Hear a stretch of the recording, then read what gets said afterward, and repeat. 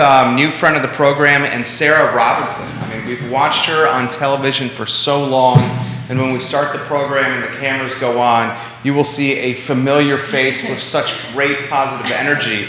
But today, we're going to talk perhaps less day-to-day news and more her quest to be Miss Virginia. My quest, I mean, that's amazing. Thank you. I can't wait to highlight your story and really showcase to everybody how awesome you are.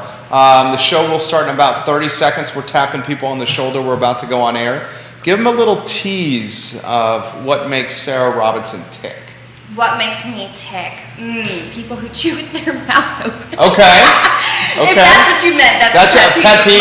Yeah, okay. A pet peeve. But makes me tick in a positive way, I guess. People who like to do good things for their community. Okay. I think that has been such a huge thing this year, especially coming out of COVID. You know, like people who really just want to spread that positivity. It's contagious, I think, and it helps people feel better about the world that we live in amidst all of the chaos. Great answer. Thank you. This interview is going to be amazing. Oh my gosh. Judah, we can start this program when we're ready. I have a feeling I'm just going to sit back and not chat and just listen to Sarah over here. Judah, whenever you're ready, my friend. Well, I'm all set.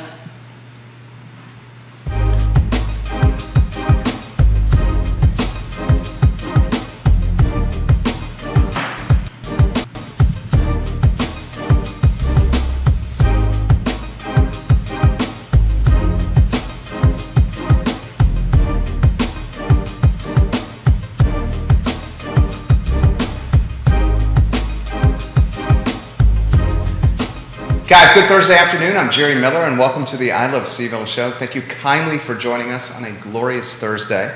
We're live in Charlottesville, across Central Virginia, the Commonwealth, the country, and the world, on the I Love Seville network, a place we very much enjoy connecting with you through the positive exchanges of stories in this community. Our tagline and our mission is to showcase the best of Charlottesville, Virginia, and beyond.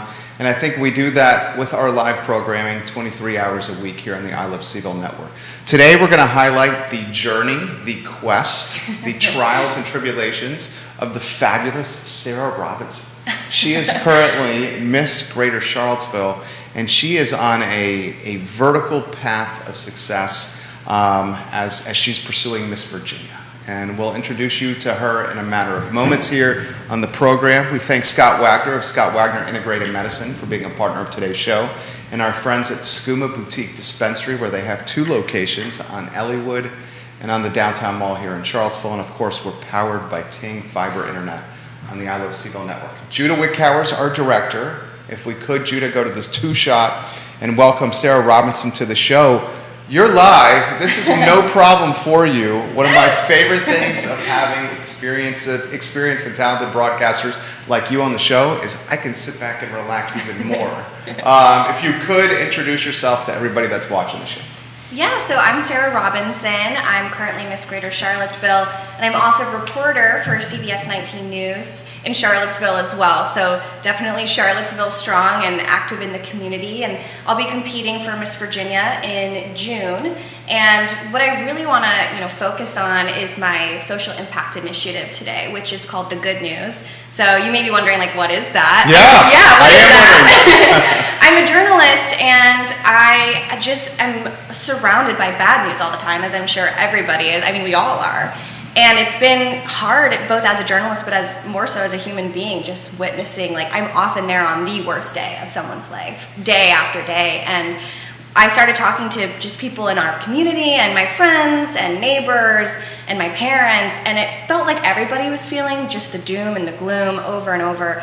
And I think one of my favorite quotes is to live a life without hope is to cease to live. Oh, wow. Yeah, so, and don't ask me who said that because I don't know. It's Steve? It's Steve. Yeah. But what I wanted to focus on with my platform was instilling that hope back into the people in our community and really letting them know that they have the agency and the power to be a good person and to create good news in their community, even if it's just for one day or for one moment. So that's what my platform and my social impact initiative focuses on. The timing is so perfect for this platform. We're coming out of the pandemic. Exactly. And, let's face it, the last 2 years, especially for people like you and I, that like being around other people, right? We feed off that energy. It's been tough. Been really tough. So put in perspective for us, the viewers and listeners of this platform, and how you feel the timing is so perfect coming out of the pandemic. Right. So, we obviously had the pandemic, but we've had tornadoes recently.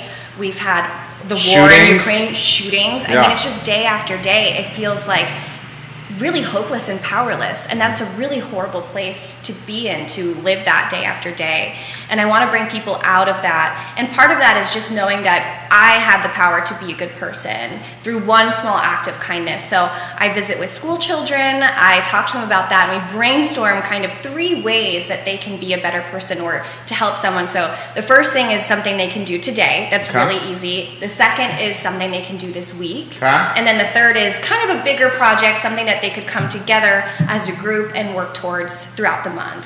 And they've come up with some really, really amazing ideas. I had a group of kids say that they were going to start learning how to crochet so that they could make blankets and donating them to people who experience homelessness. I've had a girl say that she was going to make a lemonade stand and donate the proceeds to the UVA Children's Hospital. Just amazing things that these kids, I really want them to know that, you have the power even as a 4, 5, 6-year-old to do good in your community and to believe that you have the power to create good news. How do you get in this in the first place? Obviously you're super talented. You could do so much. How did you pursue Miss Greater Charlottesville, Miss Virginia? What's the inspiration? The inspiration, oh gosh, so funny story, it goes back to when I was 5 years old. I was supposed to be in my cousin's wedding as the flower girl, had the flower dress picked out. I was practicing, I would sleep in the thing, I would wear it all the time. Around 2 weeks before the wedding, she called it off. So my mom had to break the news to me, oh honey, you're not going to be able to be a flower girl anymore. And it was just constant, no! And so my mom, naturally, she was like, well, we paid a lot of money for this dress, so we're going to go take it back. And David's bridal was like, you can't return a formal gown, because then everybody would wear it once and take it back. So my mom's like, well, what do I do with this? And the one behind the counter just mentioned pageantry. And of course, my mom immediately was like, no. She didn't know anything about it. Sure. So the world to her was just, she had all of these preconceived notions and prejudices towards it. Yeah. And then I got started in an organization called National American Miss. And I prepared the whole summer with my parents, and it was just something fun to do so that I could wear the dress and do the thing. And it was a no makeup competition, so it was completely natural, which my parents and I loved.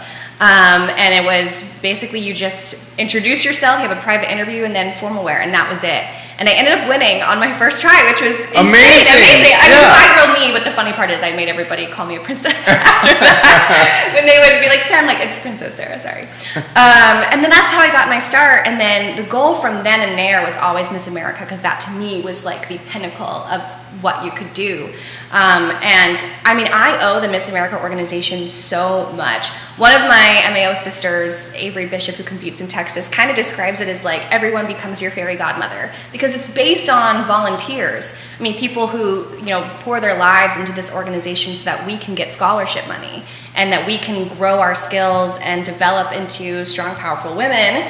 And, this year, there's so many people who have done so much to get me to where I am now and to practice my interview with me and my talent and public speaking. It really has given me so much. And fun fact, every job that I've ever had, I got through someone that I knew within the organization through networking. Yes. Including this job? Including my job as a reporter, because Tara Wheeler, Miss Virginia 2008, I believe, used to be an anchor at CBS 19. And so when I was applying to jobs, I reached out to her, and I wasn't even a journalism major. She just knew that I had competed and vouched for me because she knew that I must be driven and hardworking if I competed, which is amazing, and it's paid off. And I had the opportunity for the first time this year to kind of be someone else's fairy godmother in the organization, because a girl who competed in Maryland was reaching out and trying to find a journalism job, and I reached out to her, and now she's going to be working at CBS 19. That's amazing. So it's a family that keeps on growing. It really is. So when you heard Charlottesville for the first time from Tara, and Tara's captivated TV sets and viewers and listeners for a long time here in Central Virginia. I believe she went to Roanoke after Charlottesville. This is the question I have for you, though. When you heard Charlottesville for the first time, what was it that immediately came to mind for you? I asked all our guests that. Yeah. Was it positive? No. Right? No, it wasn't positive because I went to JMU. So I was a student when, the Unite the Right riot happened here. And that's what you think of. I think that's what the whole nation thinks of. I mean, we still make national news. We're in the headlines all the time because people constantly go back to what happened in 2017. And I was nervous about coming here because I didn't know what the community would be like. I didn't know what the aftermath of that would look like or what reporting on it would look like if I'd be able to. That's what I want to pursue. Yeah. Talk to me about that. Well, I mean, it's so difficult because what happened was like the most tragic thing, one of the most tragic events in recent history. I mean, the riot, I can't even fathom it. I've seen all the footage of it. I was there. Yeah. Like literally right there. And just the amount of hatred, I mean, I can't even fathom that amount of hatred, and having to write about that and cover that, time after time. I didn't know if I would be able to do it. And, through support and guidance and mentorship through the station, I kind of learned, like, how do we navigate these stories? How do we tell them in a way that is honest and truthful and really highlights everything that happened in the way that it happened? And so I've been really fortunate to connect with Susan Bro, who is the mother of Heather Heyer, and, to really hear her story, which is utterly heartbreaking. And to cover the Jabara Heyer Anti-Hate Act, which President Biden signed into law last year. That was a huge, moment for me as a journalist because I had been working with Susan. I had been connecting with her on that, and that was a huge step for her. And then it became a huge step for me because it was the first time I had, seen someone bring their fruits of labor to fruition and actually make a law that was going to not only help people in our community but across the country. It was really impactful. Great answer. And I want to go down this road with this conversation with you. I remember my first job at a UVA was as a reporter at the Daily Progress. And one of the hardest assignments, even to this day for me, was covering the death of a young man, a student at Albemarle High School. His name, Nolan Jenkins. His mom was Anita Jenkins. She was a teacher and a coach at Albemarle High School. And I'll tell you, Sarah, the hardest thing as a young reporter was picking up the phone, scheduling an in-person interview with Nolan's mom, and literally talking with her about the passing of her son that happened the night or day before for a story that was going to be commemorative of him on the front page of the newspaper. And I want to put in perspective and throw it back to you. So much of broadcast, TV, radio, print, it comes with this like notoriety and a little bit of acclaim, but it's navigating these complicated stories that are deep and rich with vulnerability or sorrow or sadness that are really, really, really difficult to do. Not only in the interview, but managing the weight and magnitude of stories like this over and over again. Yes. Let's go down that road for the viewers and listeners and try to put that in perspective. It's not an easy task. It's not easy at all. In fact, when I first started, I remember people in the industry kind of telling me like, oh, you'll get numb. Like, you'll just get numb after a while. And I knew that they meant that with good intention. But I almost think that being numb is worse than being sad. I mean, I want to have that empathy for people. I want to be able to connect and tell these stories through that emotional lens because that is their story. That's how we connect with people, is through that emotion. And I remember getting home from work and like taking off my shoes and just kind of like plopping on the couch because the weight of the stories, they don't just, shake off as soon as you walk through the door in your apartment when you get home. I mean, there are stories that you lie awake at night thinking about and thinking, like, what if that happened to my loved one? Or what if that happened to me? Sure. And, that's kind of what led me to the good news and my platform is, taking, obviously we have to tell these horrible stories, but there also has to be a space for that positivity because the world can't all be doom and gloom. We have to be hopeful, we have to be courageous, and we have to kind of stand strong in the face of evil and come together and do great things because we have to. I mean, what else is there to do? We can't just, sit in the sadness for too long. Sure. We have to do something. And you got to champion the good. We have to champion the good because without it, I mean, what are we? So let's talk about the next steps. First, let's talk about, you being, and this is crazy to say, it's very apropos, a role model. I mean, you have girls, you have young ladies, you have women looking up to you. Have you embraced the moniker? Is it a moniker that comes with pressure and expectations? How do you look at being a role model for the next generation?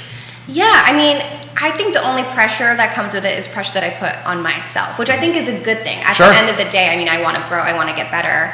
But being a role model, it's a great responsibility. And I knew that taking that job as a reporter, but before that, being a title holder within the Miss America organization, I mean, there's these expectations and, you know, rules that we have to follow of being a good person and being a volunteer and being servant-hearted. And so I've kind of grown up with that in the back of my mind and present always, and just wanting to be a good person, and also instilling the belief in girls, like, it's okay to root for yourself. I think the Miss America organization teaches us how to root for ourselves. I grew up as a cheerleader. I was a cheerleader from like 7th grade until I graduated high school, so I was always like cheering for other people. Yeah, you're so positive. So positive, like, yeah, you can do it. And then through competing, I actually learned how to cheer for myself, and that it's okay to root for yourself, and you can champion yourself and know what you bring to the table and what your value is.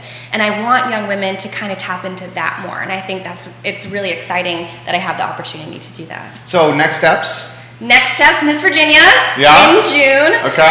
The final night is June 25th, so I'm hoping. It's really fun. Have you ever been? No. Well, it's live streamed. Oh, really? Or okay. you could go in Roanoke if you want to support. Okay. You know a few of the women competing. So who else? Tell us. Dominga Murray. You're right. She's been on the show. 29, yes. Yeah. You know Tatum. She's giving up her title as well. Okay. So you know a few of us. So it's really cool to see it all come together, and we really do root for each other. I mean, when one of us wins, we all win. I think that's kind of the mentality of it all. So let's do this. What's the recipe for a Sarah Robinson victory? Victory. Honestly, like, for me, it comes down to the mentality of it, because I have all of the like preparation set. I have my wardrobe, I have my talent, my interview I've practiced, and now it's just getting to the point where I feel at peace with everything, that I've done everything I can do. And at the end of the day, I mean, it's out of my hands. It's in the hands of the judges. I can't control, you know, what exactly they're looking for or what they want in a title holder. I can only be the best me. So for me right now, I'm just focusing on kind of getting my mental state correct and feeling that peace and that gratitude, because so many people have helped me. I mean, from when I was 5 years old, like, this has been my life. Yeah. And it's been one heck of a ride too. So I want to feel that gratitude and just be thankful and at peace for every opportunity I've had. So does Sarah Robinson feel nervousness?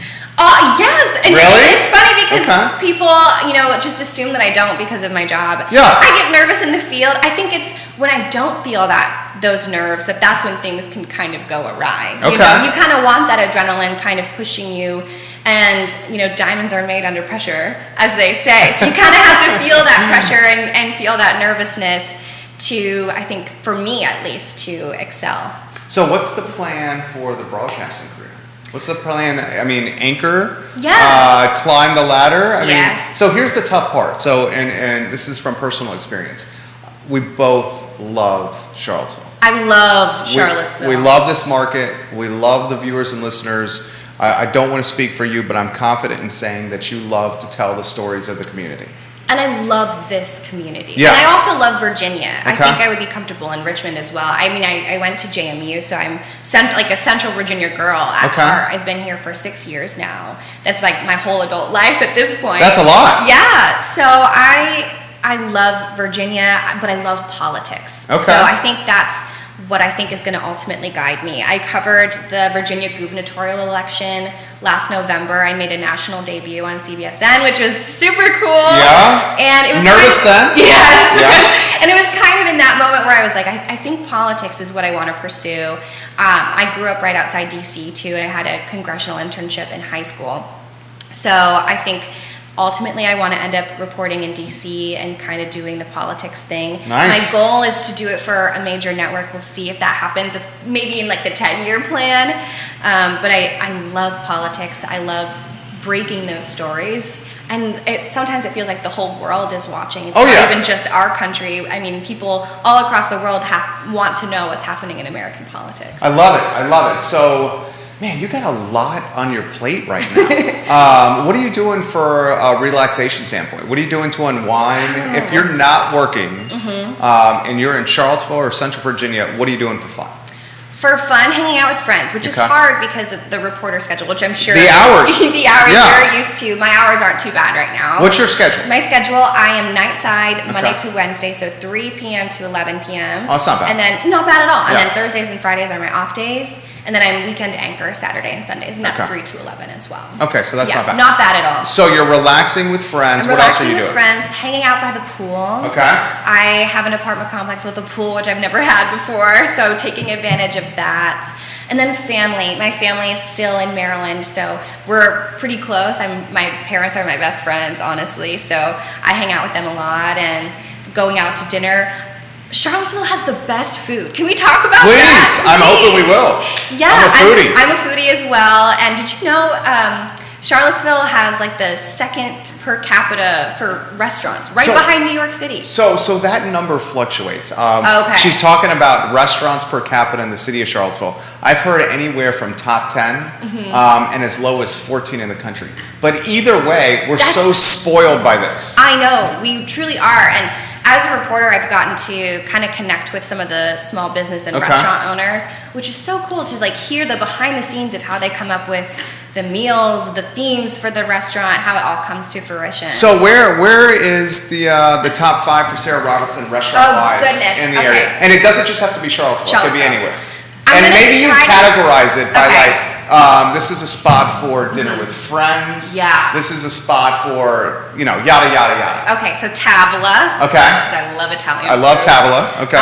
The Local. Okay. Is really good. She's a Belmont gal. I'm a Belmont. Well, I live right there. Okay. And then I would say Cafe Frank. Okay. I'd never really had French Wilson food Ritchie. before. Yeah. And I love Wilson Ritchie. Huge fan. Okay. Whiskey Jar because I love the music. That's like the ultimate for the vibes. Okay. You know what I mean? That's 4, right? I can't see you as like a fiddle-loving bluegrass gal. Is that wrong? That is it. That's wrong? It used to be correct. Okay. And then I moved here. Wow. And then I fell in love with it. So the DC gal is getting a little bit of the in the bluegrass. Blue Ridge Mountains over here. Wow. Okay. Yeah, I love. There's an accordion player, Matthew, on Thursday nights. Oh yeah. We always go to see him because he's amazing. He'll play like part of that world from The Little Mermaid, but on the accordion, which is amazing.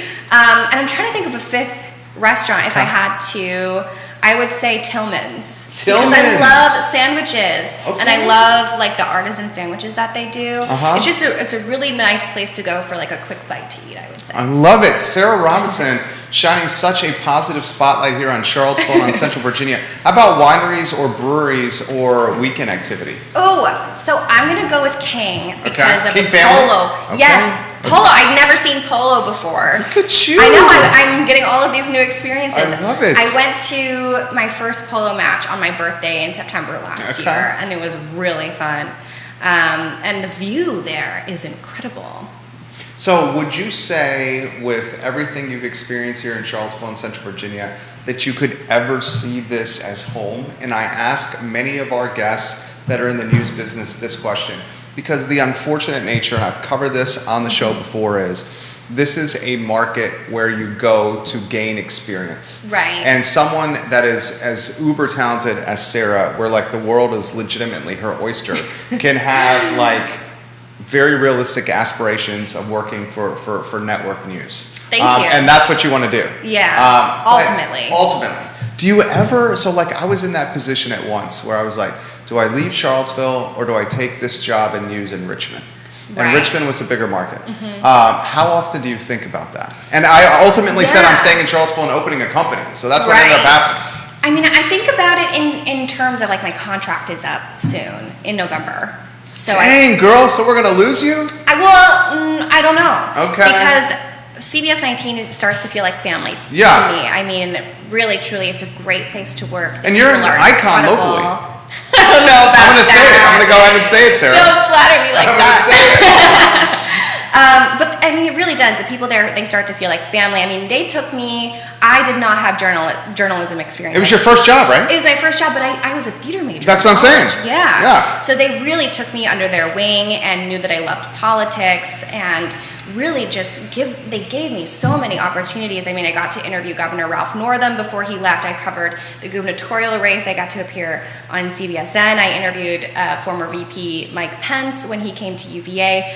I mean, they have just helped me so much, and they really do feel like family. They're a really amazing team to work for.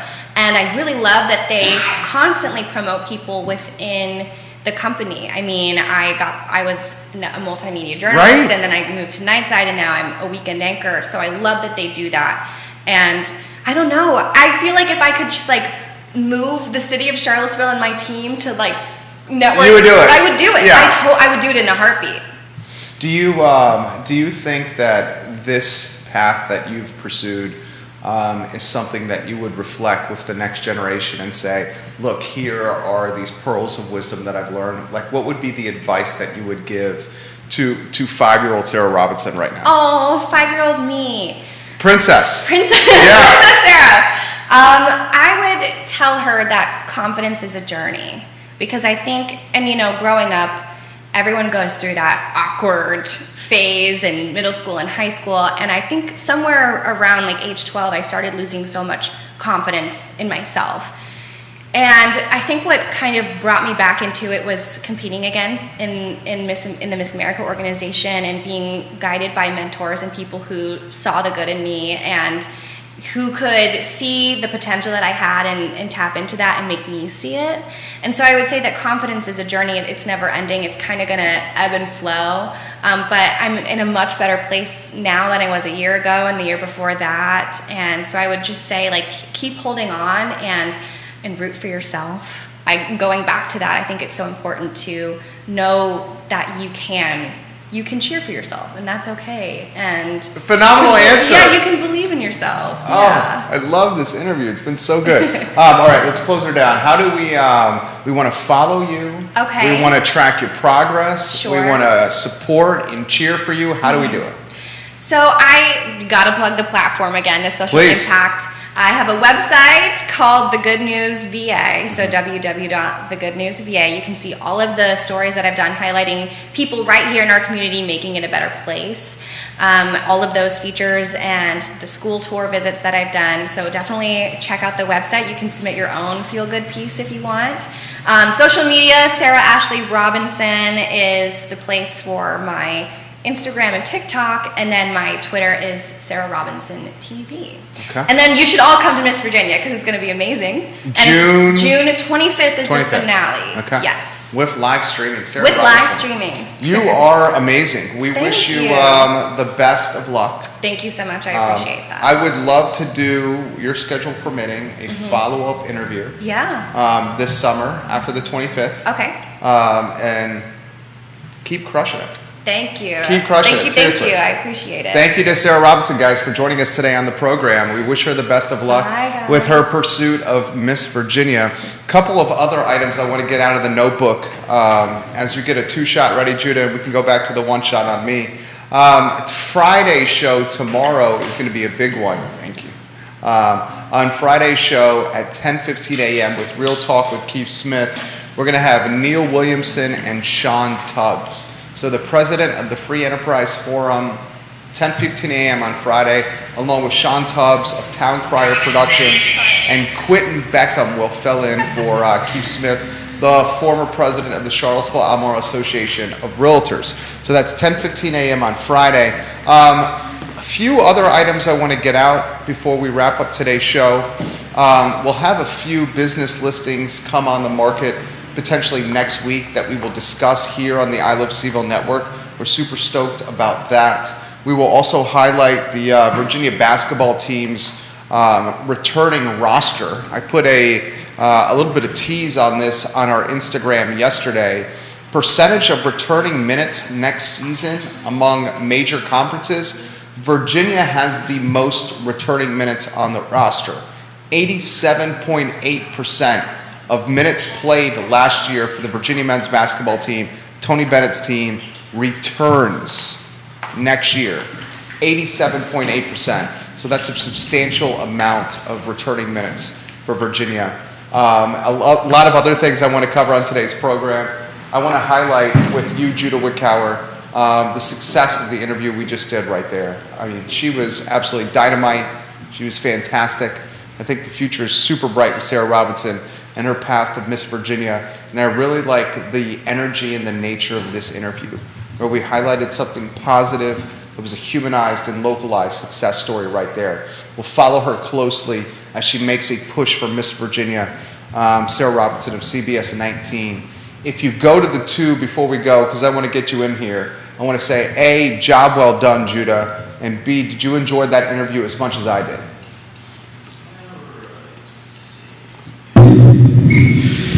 Yeah, I mean, she's clearly learned a lot as in her time in the reporter seat, and it definitely shows in her interview here. Such an easy interview. Yeah, I mean, you know, rarely do we get people that are so well spoken in front I of would say rarely. well, in front of a camera, like first time on the show. Well, we're fortunate to have a lot of great guests today. She's certainly one of them, Definitely. or on this show in general. So Neil Williamson and Sean Tubbs tomorrow, 10:15 a.m. Real Talk. Quick And backup. QB's going to be there. We're going to spoil him for his birthday, and then the I Love Seville show, guys, at 12:30. My name is Jerry Miller. We hope you enjoyed the interview as much as we did. It's the I Love Seville show, powered by Ting Fiber Internet and presented today by Scuba Boutique Dispensary. We'll see you tomorrow at 10:15, guys. Take care.